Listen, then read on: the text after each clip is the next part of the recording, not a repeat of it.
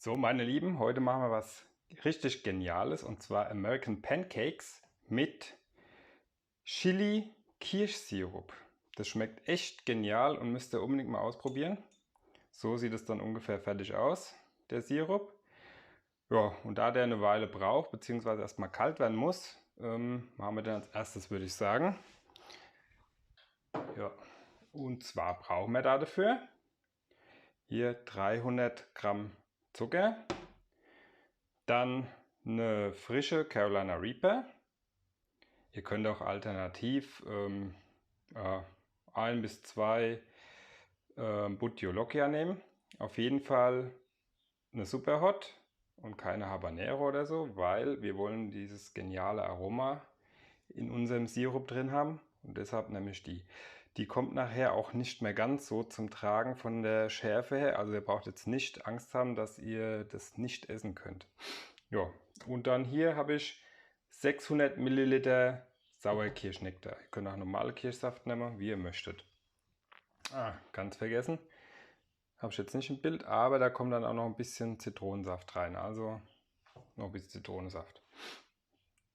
Gut, fangen wir mal an. Geht eigentlich ganz einfach. So, nehmen wir hier erstmal unseren Mixer. Einfach hier hinter den Strunk weg. Da die ja natürlich gefroren war, geht es relativ einfach. Natürlich, wenn es gefroren ist, geht es noch besser. So, einfach rein. Ein bisschen was von unserem Kirschnektar, Sauerkirschnektar dazu.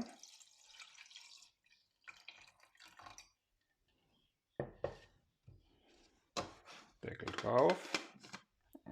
Guck mal, hier fällt die Hälfte weg. Kommt dann noch rein. Wenn die gefroren sind, lassen sie sich natürlich wesentlich besser verarbeiten oder ganz frisch. Aber da wir jetzt schon erst Saisonanfang sind, habe ich keine frischen.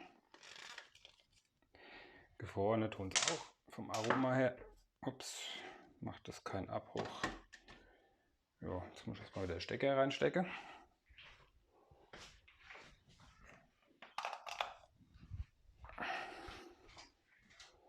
Ist halt alles ohne Cut. So. Rühren wir das Ganze schön durch.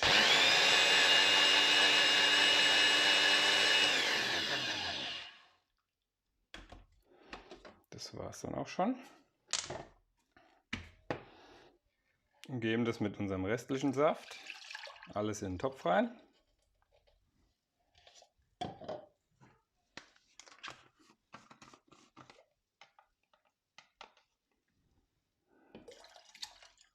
Ja, das duftet schon gut nach der Reaper. Also könnten wir leicht schon mal Hustanfall bekommen. Ganz schlecht in der heutigen Zeit. So. Und dann kocht ihr das mal für mindestens 10 Minuten, also 10 Minuten bis Viertelstunde vor der Pulle, damit wir die Aromen aus der Chili rauskriegen und die Schärfe in unseren Saft rein. Ja. Und dann sehen wir uns so in einer Viertelstunde wieder, würde ich sagen.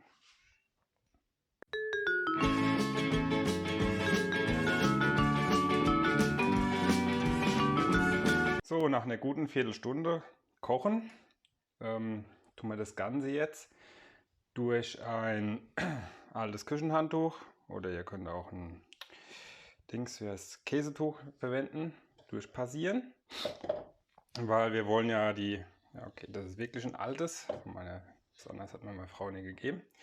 Und ich ziehe hier noch Grillhandschuhe an, weil der Topf hier, habe ich natürlich den falschen gewählt, der ist ein bisschen heiß. So. Tun wir das, wie gesagt, hier schön durchpassieren.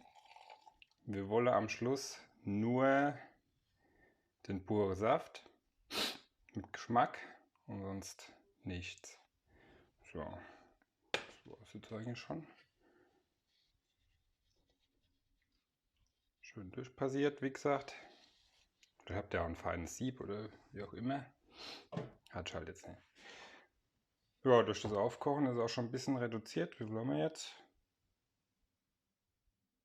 Wo steht's? Wo steht's? Sind wir schon bei 450 Milliliter. Ja, Okay, also weiter geht's. Das Ganze wieder ab in den Topf. Dann kommt es drauf an, wollt ihr eine leichte Karamellnote, dann könnt ihr den Zucker gleich reintun.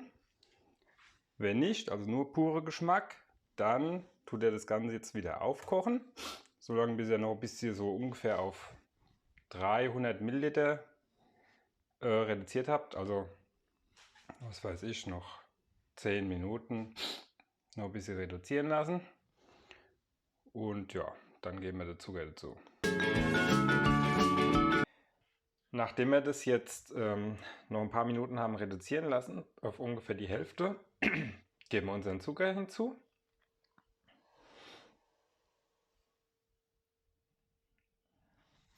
Wer es ein bisschen dickflüssiger haben will, kann auch einen Teil Gelierzucker nehmen.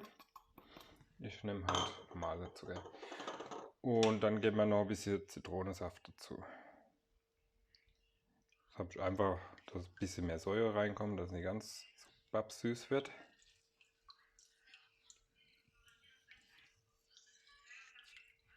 So. Und dann rühren wir das Ganze um.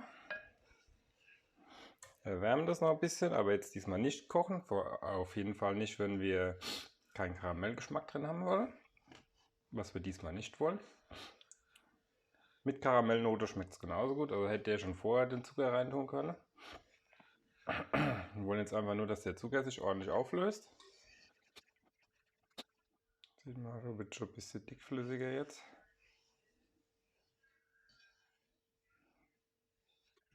Also am Schluss sollten wir ungefähr so 2 von diesen Fläschchen da rauskriegen. Das sind jeweils 200 Milliliter. Mal gucken, ob es geklappt hat. Das letzte Mal waren es genau 2. So, nachdem ich das jetzt noch ein paar Minuten hier vor sich hin köcheln habe lassen, nehme ich das hier in meinen Abfülltrichter. Ihr könnt einen ganz normalen Trichter verwenden. So, möglichst nichts verklappern. Mit so einem Teil hier lässt es natürlich sehr gut arbeiten. Das heißt, wenn man öfters mal Söschen macht. So. Und dann füllen wir das einfach in unsere sterilisierten Flaschen ab. Kann sogar ein bisschen mehr werden.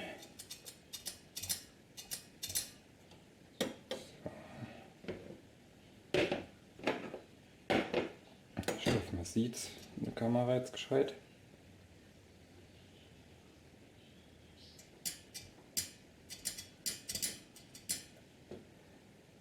Ja, auch so. Halbes Fläschchen würden wir noch kriegen. Habe ich jetzt natürlich keins da. Also, fülle ich mir das später in ein Glas ab und das dann so verköstigen. Dann Deckel drauf. Schön zudrehen. Und wie immer auf den Kopf abkühlen lassen. Das lassen wir jetzt schön abkühlen und dann kann man das in ein paar Stunden oder am nächsten Tag dann für unsere American Pancakes verwenden. Das Söschen hier, der Sirup, der hat schon ordentlich Bums, also ihr könnt schon so mit 9 bis 10 rechnen auf der Scoville-Skala, aber dann zusammen mit unserem Pancake und ich mache immer noch Sahne dazu, also Sprühsahne könnt ihr nehmen oder halt selber angeschlagene Sahne. Jo. Da merkt ihr dann nicht mehr so viel davon. Also ich finde, mit einer Reaper ist genau richtig. Das müsst ihr halt ausprobieren, wie es euch am besten ist, ob ihr jetzt nicht ganz so viel vertragt. Ja, also wenn, dann fangt halt mal mit einer halben Reaper an, aber drunter würde ich jetzt nicht gehen. Das ist so richtig gut. Ja, wie gesagt, dann machen wir unseren Pancake als nächstes. So, dann kommen wir mal zum eigentlichen Pancake und dafür brauchen wir, was ich hier schon vorbereitet habe, 100 Gramm Mehl, 15 Gramm Zucker, 6 Gramm Backpulver, also ungefähr ein halbes Päckchen und 3 Gramm Salz. Das wird alles schön in der Schüssel zusammengemixt. Dann benötigen wir noch 120 Gramm Milch, 30 Gramm geschmolzene Butter und ein Ei. Das sind jetzt die Zutaten für ungefähr eine Person.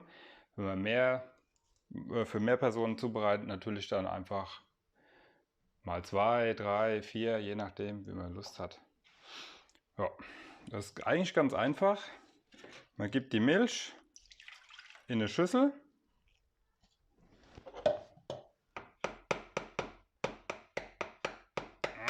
Steckt ein Ei dazu.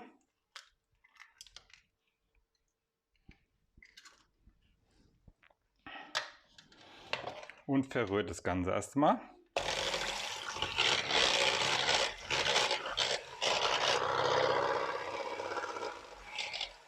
So. Dann nehmen wir hier unsere fertigen, also die vorgemixten Zutaten und schütten die noch dazu, ganz langsam.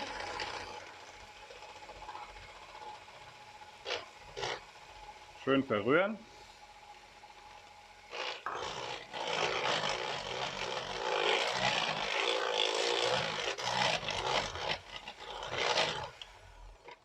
Und zum Schluss geben wir noch die geschmolzene Butter hinzu. Und verrühren das wieder.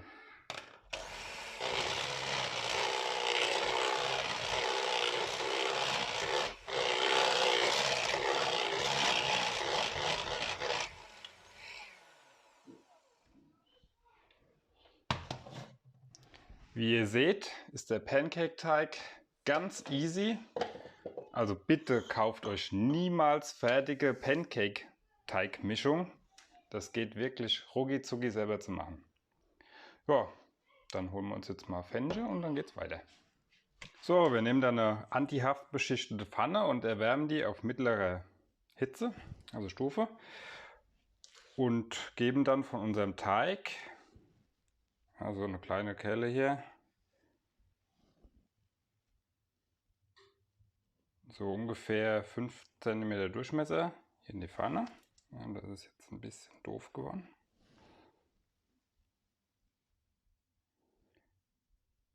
Das fließt noch ein bisschen auseinander, wie ihr seht. Ich muss schon ein paar Versuche machen, deshalb ist hier ein bisschen weniger Teig da. Aber normalerweise reicht das so für 8, 9 Pancakes. Damit wird auf jeden Fall eine Person satt. So, und dann warten wir, bis hier so die ersten Bläschen kommen. Und wenn die ersten Blasen kommen, ist es auch Zeit zu wenden. Das sehen wir dann gleich.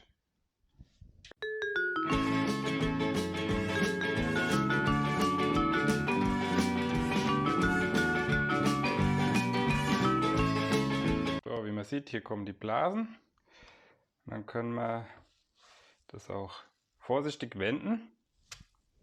Das sieht perfekt aus. So muss es aussehen. Das machen wir jetzt mit allen 3 Pancakes.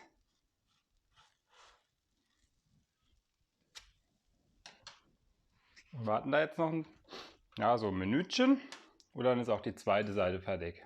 Und damit haben wir dann die perfekten Pancakes gemacht. Schnell, günstig und auf keinen Fall mit gekauften zu vergleichen. Müsst ihr unbedingt mal ausprobiert haben. So, die zweite Seite sollte jetzt fertig sein. Und wie ihr seht, schön fluffig. Müsst ihr unbedingt mal ausprobiert haben. So, hier perfekt. Anrichten tue ich das Ganze dann immer hier mit unserer Chili-Kirschsoße. Die habe ich natürlich schon mal ein bisschen verköstigt. Tue das hier schön verteilen. Der Pancake ist wie ein Schwamm und der saugt es jetzt schön auf, den ganzen Sirup. Der ist in ein paar Sekunden verschwunden. Und dann mache ich mir noch immer, in dem Fall jetzt ein bisschen Sprühsahne oben drauf. Und fertig ist perfekte Pancake. Leicht scharf, angenehm süß, mit gutem Geschmack. Probiert es aus und berichtet mir in die Kommentare, wie ihr es gefunden habt. Viel Spaß beim Nachkochen. Bis bald!